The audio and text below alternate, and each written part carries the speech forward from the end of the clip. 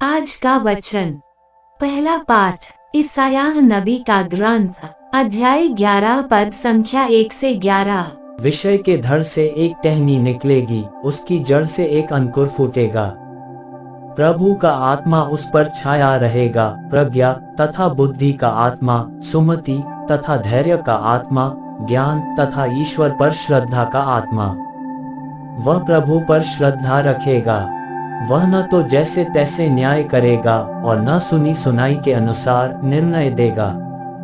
वह न्यायपूर्वक दीन दुखियों के मामलों पर विचार करेगा और निष्पक्ष होकर देश के दरिद्रों को न्याय दिलाएगा। वह अपने शब्दों के डंडे से अत्याचारियों को मारेगा और अपने निर्णयों से कुकर्मियों का विनाश करेगा। वह न्याय को वस्त्र की तरह पहनेगा और सच्चाई को कमरबंद की तरह धारण करेगा। तब भेड़िया मेमने के साथ रहेगा, चीता बकरी की बगल में लेट जाएगा, बछड़ा तथा सिंह शावक साथ साथ चरेंगे और बालक उन्हें हाँक कर ले चलेगा। गाय और रीछ में मेल मिलाप होगा और उनके बच्चे साथ साथ रहेंगे। सिंह बैल की तरह भूसा खाएगा। दूध मुहा बच्चा नाग के बिल के पास खेलता रहेगा और बालक करैत की बावी में हाथ डालेगा। समस्त पवित्र पर्वत पर न तो कोई बुराई करेगा और न किसी की हानि, क्योंकि जिस तरह समुद्र जल से भरा है, उसी तरह देश प्रभु के ज्ञान से भरा होगा। वह राष्ट्रों को संकेत देने एक झंडा फहराएगा और इस्राएल के निवासियों को एकत्र करेगा। वह यूदा के बिखरे हुए लोगों को पृथ्वी के चार कोनों से एकत्र करेगा। उसी दिन यिशै की संतति राष्ट्रों के लिए एक चिन्ह बन जाएगी।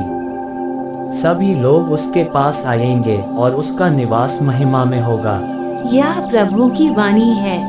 सुसमाचार संत लूकस अध्याय 10 पद संख्या 21 से 24। उसी घड़ी ईसा ने पवित्र आत्मा से परिपूर्ण होकर आनंद के आवेश में कहा, पिता, स्वर्ग और पृथ्वी के प्रभु, मैं तेरी स्तुति करता हूँ, क्योंकि तूने इन सब बातों को ज्ञानियों और समझदारों से छिपाकर मेरे बच्चों पर प्रकट किया है। हाँ पिता, यही तुझे अच्छा लगा। मेरे पिता ने मुझे सब कुछ सौंपा है। पिता को छोड़कर यह कोई भी नहीं जानता कि पुत्र कौन है, और पुत्र को छोड़कर यह कोई भी नहीं जानता कि पिता कौन है। केवल वही जानता है जिस पर पुत्र उसे प्रकट करने की कृपा करता है। तब उन्होंने अपने शिष्यों की ओर मुड़कर एकांत में उनसे कहा, धन्य है वे आंखें जो वह देखती हैं जिसे तुम देख रहे हो, क्योंकि मैं तुमसे कहता हूँ, तुम जो बातें देख रहे हो उन्हें कितने ही नबी और राजा देखना चाहते थे, परंतु उन्होंने उन्हें नहीं देखा, और जो बातें तुम सुन रहे हो वे उन्हें सुनना चाहते थे, परंतु उन्होंने उन्हें नहीं सुना। यह प्रभु का पवित्र सुसमाचार है।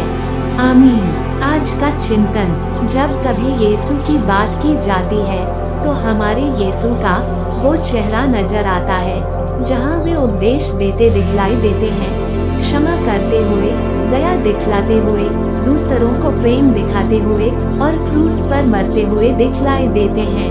पर शायद ही हम उनके उस रूप को देखते हैं जहाँ वे खुश नजर आते हैं, पर वे अवश्य ही आनंदित थे, इसीलिए तो वे आज स्तुति करते हैं। बहुधा क्रूस पर उनकी पीड़ा उनके प्रति एक नकारात्मक छवि दिखलाती है, लेकिन आंतरिक रूप से उनमें आनंद था, क्योंकि वे जानते थे कि इस धरा के सुख दुख क्षणिक हैं और वे इसीलिए अनंत आनंद के लिए उन्मुक्त थे। आज के सुसमाचार में वे अपने शिष्यों के लौटने पर आनंदित हैं। इस तरह कहा जा सकता है कि जब जब हम उनकी ओर अपना कदम बढ़ाते हैं, यह न केवल हमारे लिए ही आनंद का कारण है, बल्कि हमसे भी बढ़कर ये यीशु के लिए आनंद का कारण है। आमीन।